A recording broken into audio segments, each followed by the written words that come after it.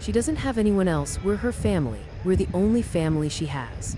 My mother said it flatly, like she was reading it off a form, and the nurse, a heavy-set man named Gerald with kind eyes and a lanyard full of pins, looked past her shoulder toward the double doors of the ICU waiting room like he already knew she was lying. I was 2 days out of surgery, drifting in and out on a morphine tide, and I heard that sentence the way you hear something underwater, muffled and delayed, but I heard it. My father didn't correct her. He just stood there with his jacket zipped to his chin like the room was cold, nodding along, and for a second I thought maybe I'd misheard, maybe the fever was doing something to my ears. Then the doors opened. I heard Priya's voice before I saw her, sharp and clipped, the voice she used when a client tried to walk back a signed contract. "We're her emergency contacts," she said. "All 4 of us are listed. We've been calling for 2 hours. Behind her, Deja was already holding up her phone like it was evidence in a trial, and Marcus had that flat, dangerous stillness he got right before he said something people remembered for years. My mother's face did something I hadn't seen it do before. It emptied out, just for a second, like a held breath finally let go wrong. "I don't know who these people are," she said, and my father, God help him, said, "Sweetheart, maybe we should step outside," and nobody moved, and Gerald the nurse looked down at his clipboard like it might tell him what to do with all of this. To understand how we got to that hallway, to that lie, to 4 of my coworkers standing between my parents and a hospital bed, I have to go back almost 20 years, to a kitchen in a small town nobody has heard of, where a girl who would grow up to need saving learned very early that she wasn't the one who was supposed to be saved. My name is Maren, and I grew up in a house where my brother Connor's report card went on the refrigerator and mine went in a drawer. I don't say that to be dramatic. It was a literal physical fact of my childhood. His B+ in algebra held up with a ceramic magnet shaped like a sunflower. My A in the same class filed away somewhere I never saw again. My mother, Denise, wasn't a cruel woman in the cartoon sense. She never hit us, never screamed in a way the neighbors would notice. She had a gift, though, for making you feel like a guest in your own family, like you'd wandered into someone else's dinner and were being tolerated out of politeness. My father, Richard, worked at a hardware distributor 40 minutes away and came home smelling like drywall dust and cigarettes. He swore he'd quit, and his contribution to the household emotional climate was mostly silence, a kind of permanent, agreeable absence even when he was sitting right there at the table. Connor was 2 years younger than me, and from what I could tell, even as a kid, born into a completely different family than I was. When he forgot his cleats for soccer, my mother drove the 20 minutes back home to get them, humming along to the radio. When I forgot my permission slip for a field trip in 4th grade, I stayed behind at school with the janitor while the rest of my class went to the science museum. And when I cried about it that night, my mother told me that maybe I'd remember next time and that some lessons you had to learn the hard way. I want to be fair to them, or at least I used to want that, back when fairness still felt like it might fix something. They weren't monsters. They went to my choir concerts, technically. They signed my school forms, technically. But there was always a ledger running somewhere beneath the surface of our house, an invisible accounting where Connor's failures were investments and mine were confirmations. When Connor wrecked the family car at 17, drunk on a Tuesday night, my father called it a scare and bought him a new-to-him truck 8 months later so he'd, quote, have his confidence back behind the wheel. When I got a full tuition scholarship offer from a state school 3 hours away, my mother's first question wasn't congratulations, it was who's going to help around here while you're gone. I went anyway. That was the first real fracture, though none of us called it that at the time. I remember standing in the driveway with one suitcase and a duffel bag, and my mother watching from the kitchen window instead of coming outside, and my father shaking my hand, like I was a coworker retiring, and Connor, 15 at the time, waving from the porch with something that might have been envy and might have been relief that all the pressure was about to land on someone else's shoulders for once, except it never really did. Because there was never any pressure on Connor's shoulders to begin with. College was where I first understood that the way my family operated wasn't normal, wasn't universal, wasn't just how families are. I had a roommate named Ashley whose parents called her every single Sunday, not to check up, just to talk, just because they missed the sound of her voice, and I remember sitting on my extra-long twin bed listening to her laugh with her mother about nothing in particular and feeling something crack open in my chest that I didn't have a name for yet. I studied business and communications, worked 2 jobs to cover what the scholarship didn't, and slowly, without really deciding to, I built a life that didn't depend on anyone back home. I graduated with honors. My parents didn't come to the ceremony. Connor had a regional soccer tournament that weekend, and my mother said, and I remember this verbatim because I've replayed it so many times it's worn smooth like a stone, "You don't really need us there, you've always been so independent." I told myself that was a compliment for a long time. It took me years to hear it for what it actually was, which was permission they were giving themselves to not show up. I moved to the city after graduation, and took an entry-level coordinator job at a mid-sized logistics and freight consulting company called Halcyon Grove Partners. The kind of place that doesn't sound glamorous until you understand that it ran the invisible plumbing behind half the retail shelves in 3 states. My manager in those first years was a woman named Priya Anand, sharp-jawed and unsentimental in meetings, and fiercely, almost inconveniently loyal outside of them. She was the first person in my adult life who actually noticed, when something was wrong with me before I said anything about it. 6 months into the job, I came in on a Monday after a phone call with my mother. She'd called to tell me Connor was struggling with his rent and wanted to know if I could help out a little. "You're doing so well for yourself now," and I must have looked wrecked.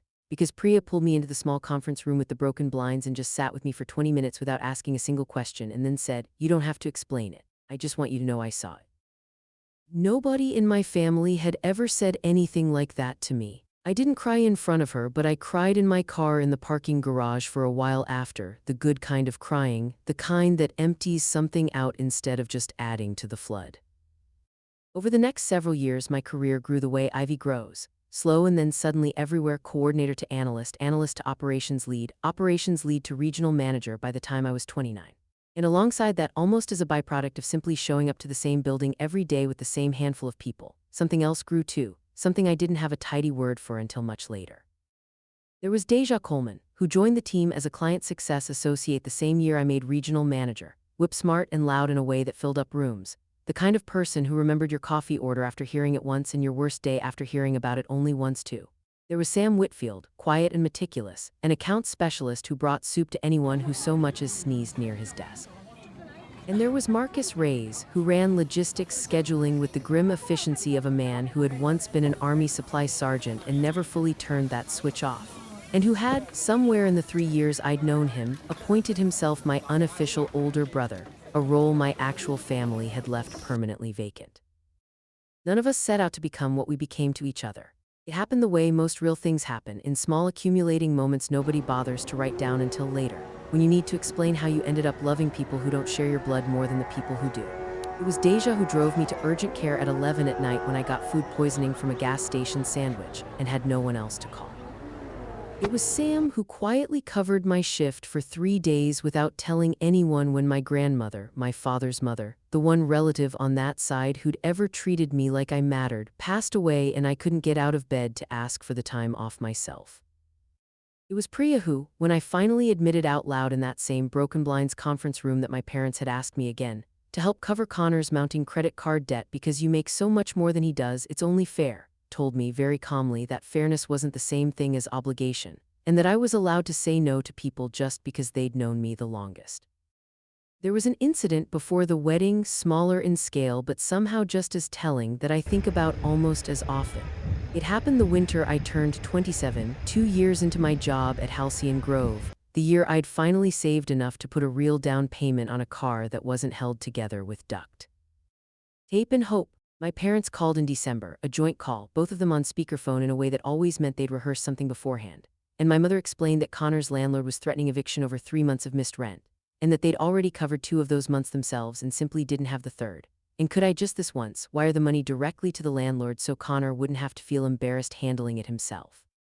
I remember sitting at my kitchen table with a mug of tea going cold in front of me, doing the math in my head, not the dollar math but the older math. The math of how many times I'd already done some version of this and what it had bought me, which was nothing, not gratitude, not reciprocity, just the quiet expectation that I'd do it again next time too. I sent the money.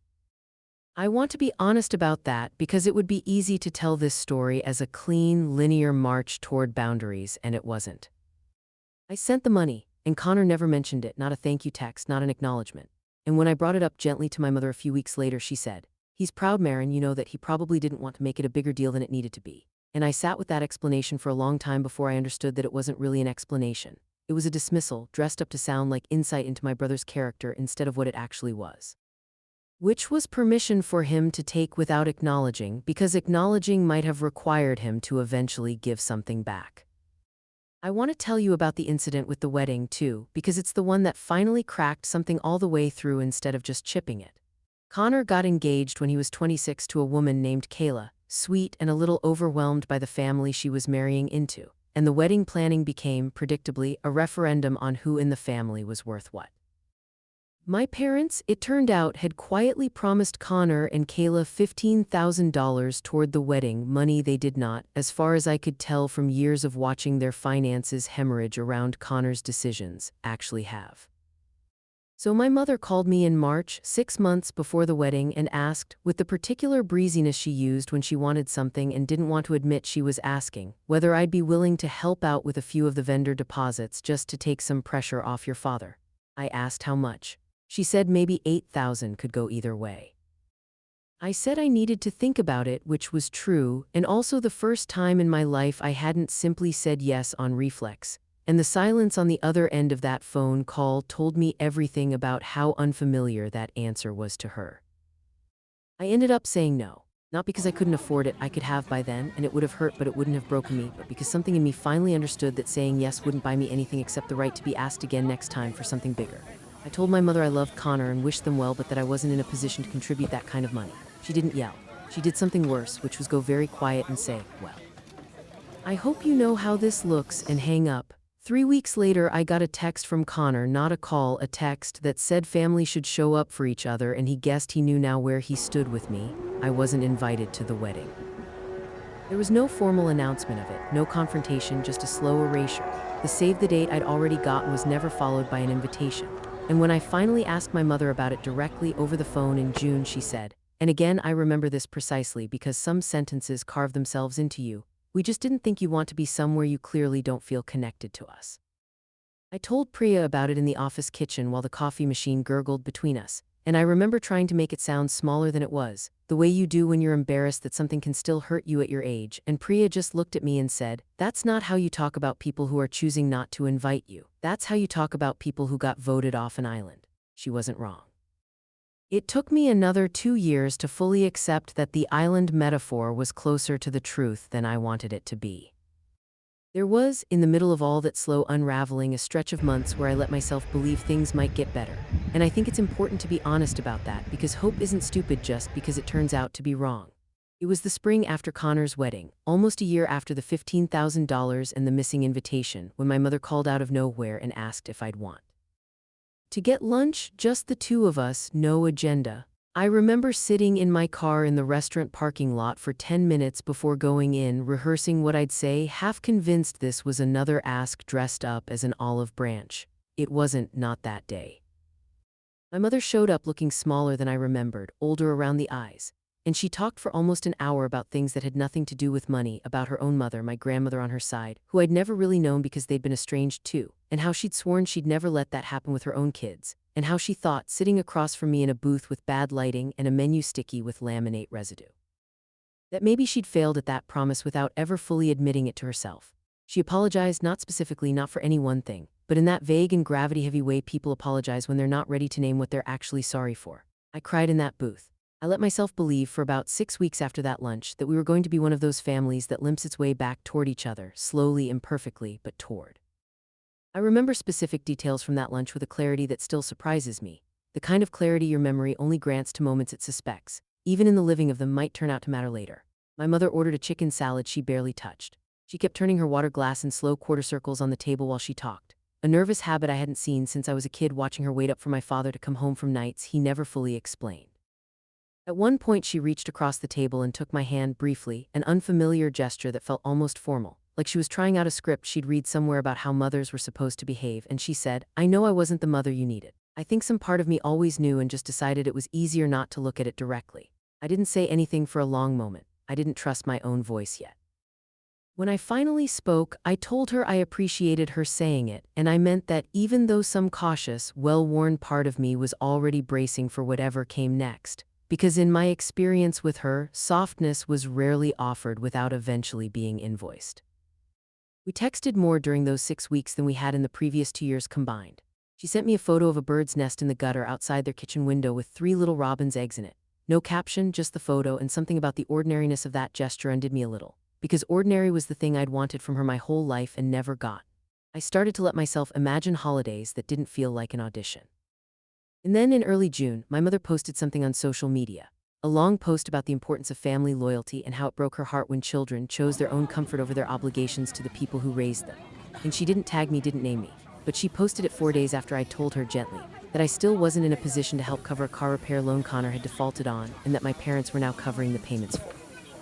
Deja saw the post before I did. She followed my mother on a whim after I'd mentioned the lunch, just to see, she said, though I think she suspected all along it would end up mattering, and she came to my desk and turned her phone around without saying anything, just watched my face while I read it.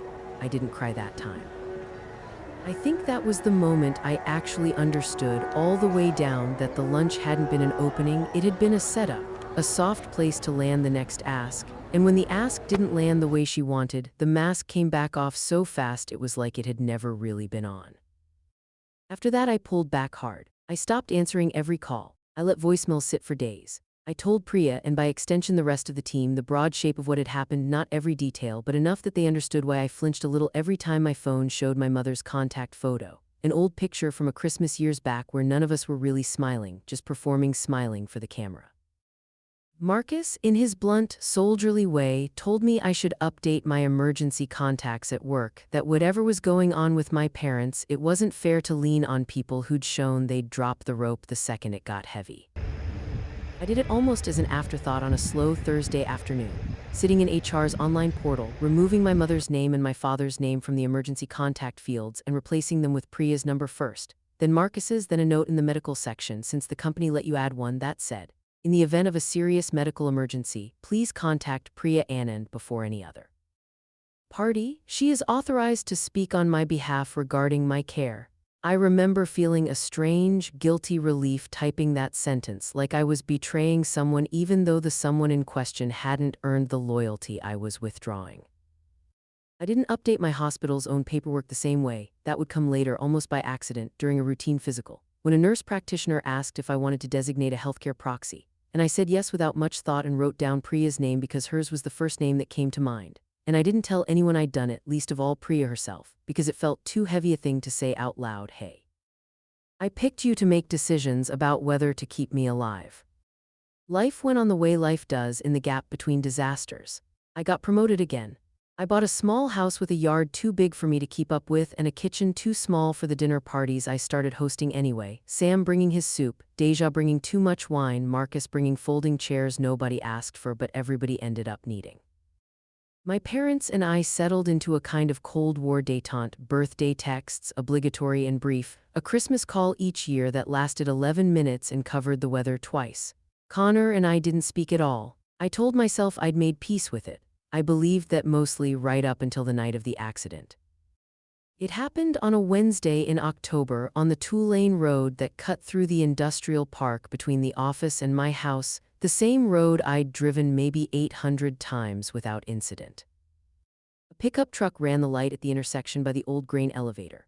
The driver, I found out much later, was texting, was fine, walked away with a bruised collarbone and a citation, and I remember almost nothing of the impact itself, just a flash of white and then a strange, total silence. And then Marcus's voice, oddly because he'd been behind me on the same road heading to the same neighborhood, having left the office 10 minutes after I did, and he was the one who called it in.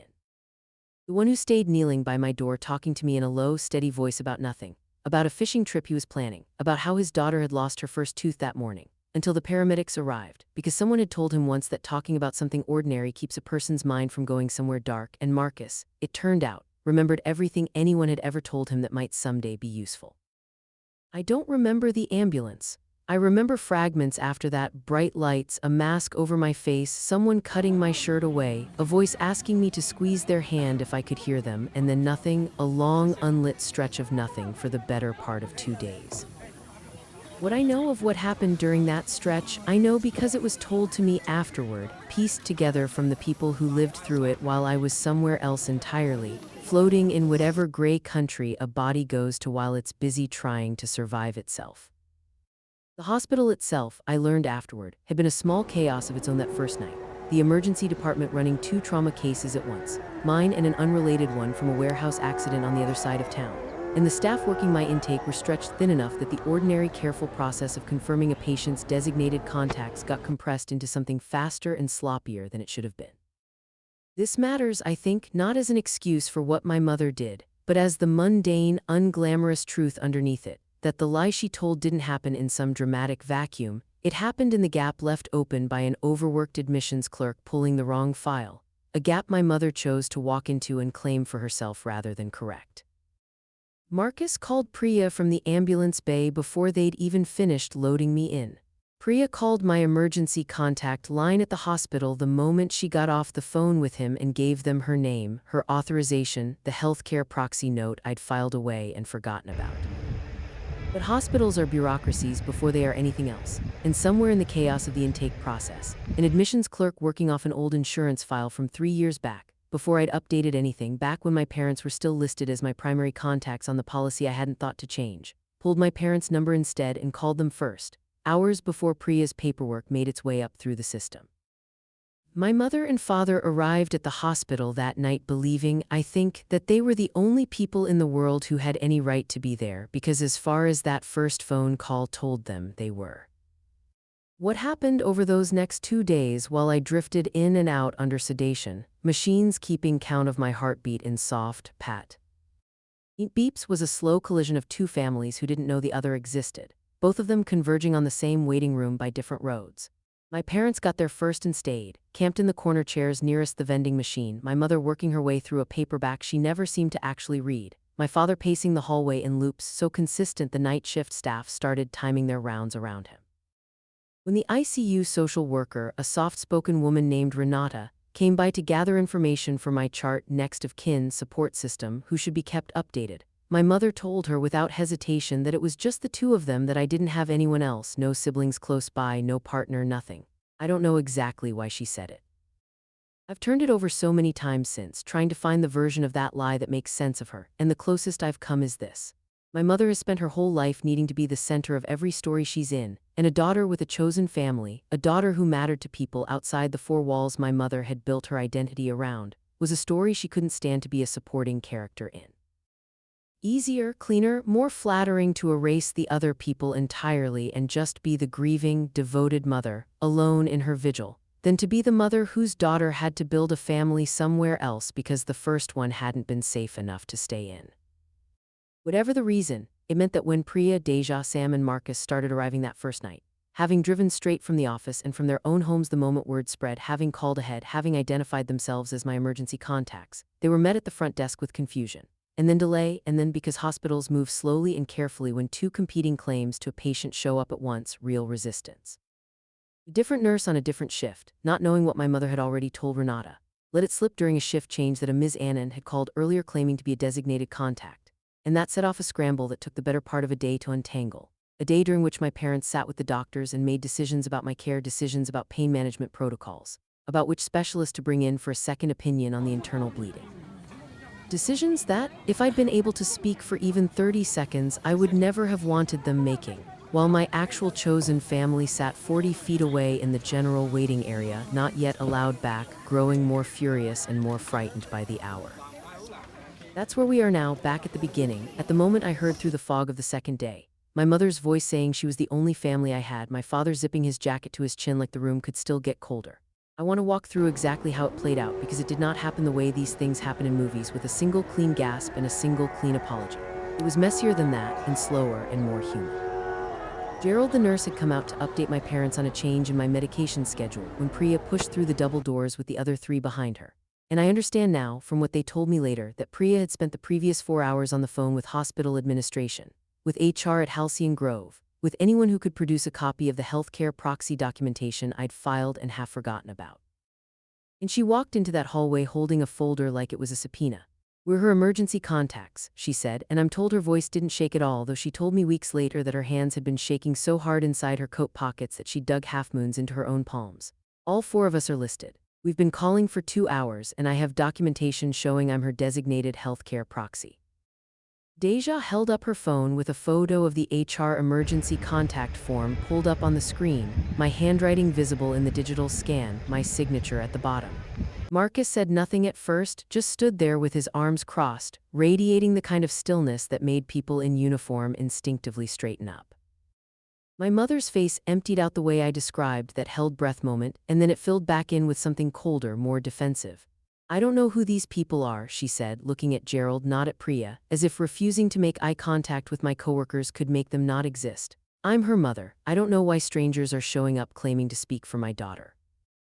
Deja, who does not, under any circumstances, let a lie sit unchallenged in a room she's standing in, said, "We're not strangers. I've known her for 6 years. I know her coffee order and her mother's maiden name and the fact that she hasn't spoken to you by choice in longer than that, so I'd think real hard before you tell this man we don't belong here." My father made his suggestion, the one about stepping outside. "Sweetheart, maybe we should step outside," and nobody moved. And it was Renata, the social worker, drawn by the rising volume, who came around the corner with my actual chart in her hands and said, in the careful, neutral voice of someone trained to diffuse exactly this kind of collision, "I think we need to sort out exactly who's authorized to be receiving updates here, because right now I'm hearing two very different stories." There was a stretch of maybe 90 seconds, according to everyone who was there, when the whole hallway seemed to hold its breath.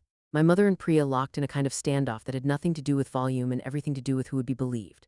And it was Sam, of all people, quiet, unassuming Sam, who rarely spoke first in any room, who broke the silence by saying gently but without any hesitation, "Ma'am, I understand this is frightening, and I understand you love your daughter. But we love her too, and we have proof that she trusted us to be here, and I don't understand what it costs you to let both of those things be true at the same time."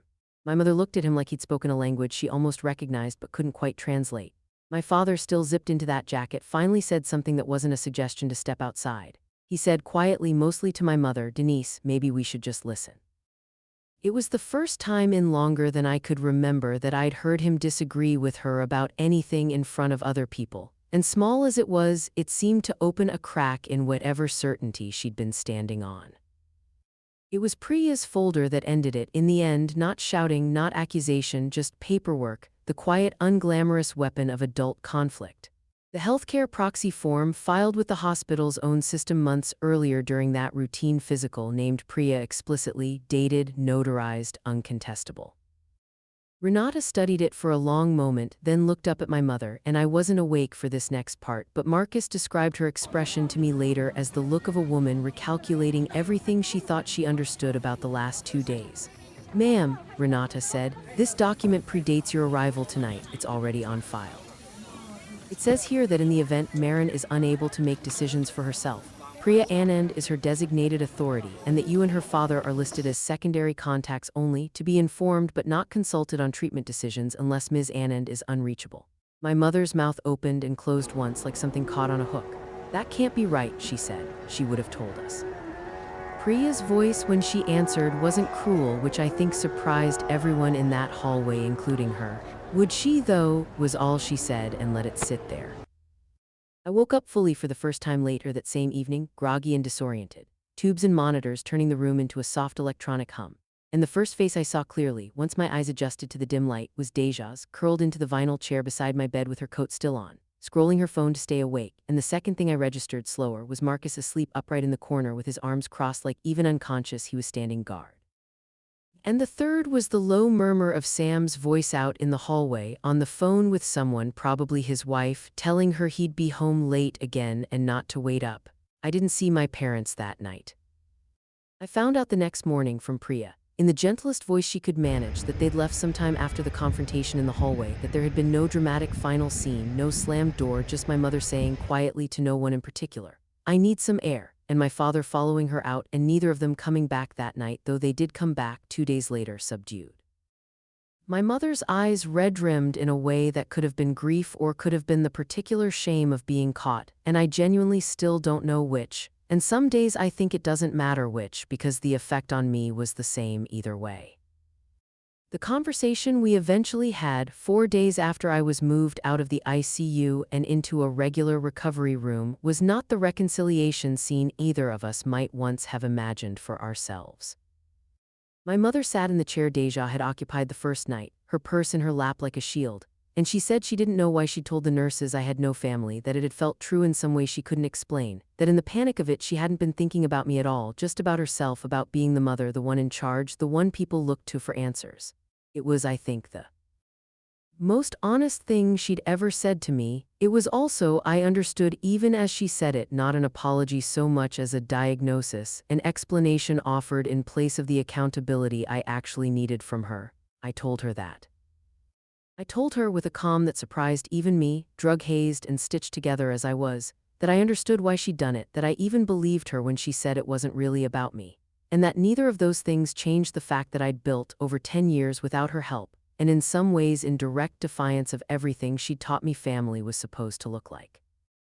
A group of people who showed up for me in a hospital hallway with a folder full of paperwork and 6 years of memorized coffee orders, and that this was not a temporary substitute for what I'd lost by growing distant from her.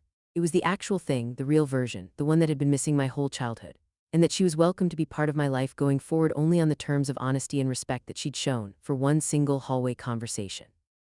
That she was actually capable of.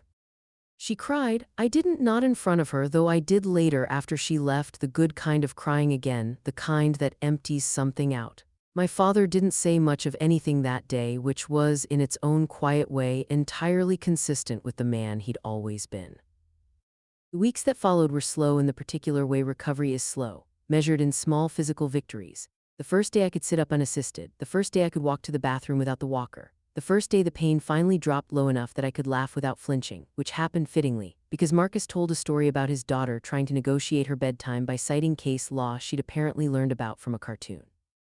My team rotated through my recovery the way they'd rotated through the waiting room, someone there most days, meals appearing in my refrigerator that I hadn't asked for and hadn't needed to, Sam's soup on a schedule so precise I started to suspect he'd built a spreadsheet for it, which I found out later he had.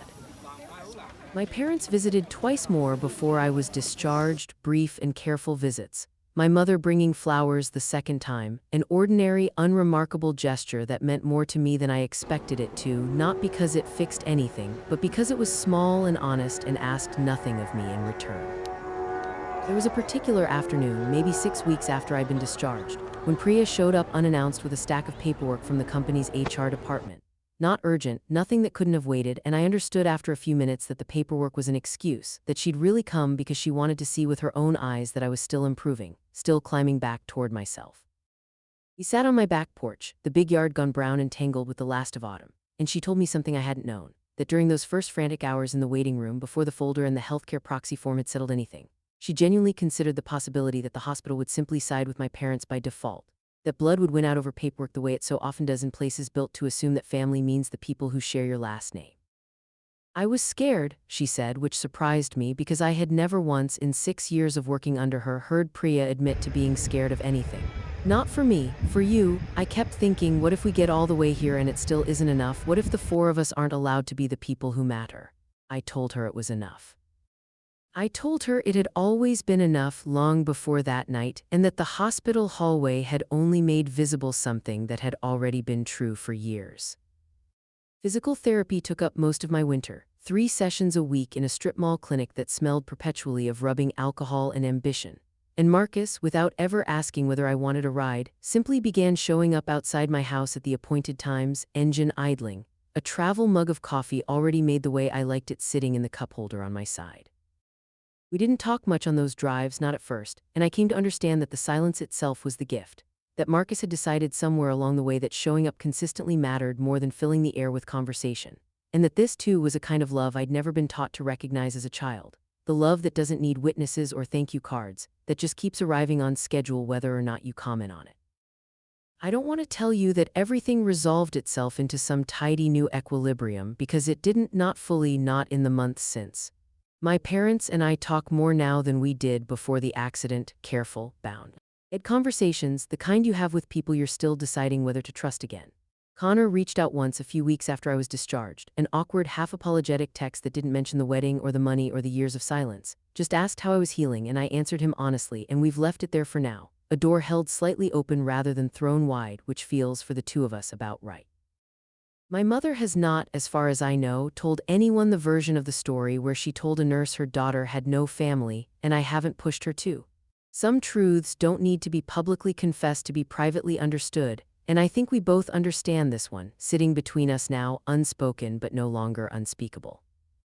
Spring came eventually, the way it does whether or not you feel ready for it, and with it a kind of ordinary rhythm returned to my life that I hadn't realized I'd been missing until it was back.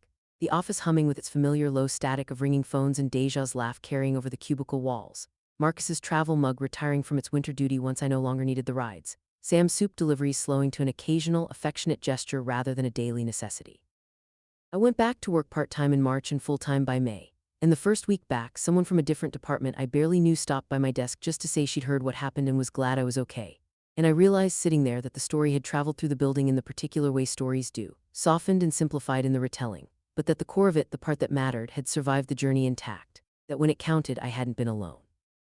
What I keep coming back to, on the quiet evenings when the house is empty and the folding chairs are stacked back in the closet until the next dinner party, is not the anger of that hallway, though I felt it plenty once I was well enough to feel much of anything, but the sound of Marcus talking about fishing to a woman who couldn't hear him while paramedics worked, and the sight of Sam's handwriting on a form that made him, however briefly, the person legally responsible for whether I lived or died. And the particular, specific fact that on the worst night of my life, the people who filled that waiting room weren't the people who raised me, but the people who'd simply, quietly, over years of ordinary Tuesdays, decided to stay.